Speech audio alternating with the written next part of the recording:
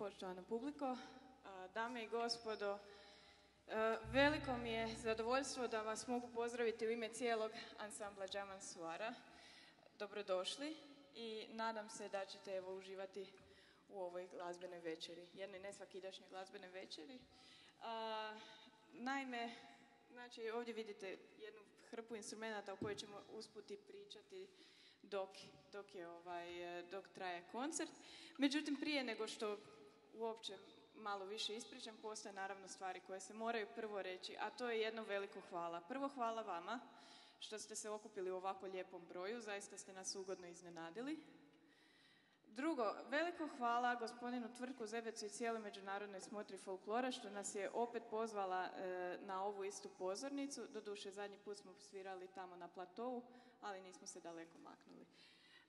Zatim hvala cijelom, znači, timu Veleposlanstva Republike Indonezije, a pogotovo gospođici Murni Njaristi i Marini Pretković, koje su zbilja naši dobri duhovi gamelana i bez kojih ovo ništa ne bi bilo moguće. Tako da molim vas i jedan veliki pljesak za njih.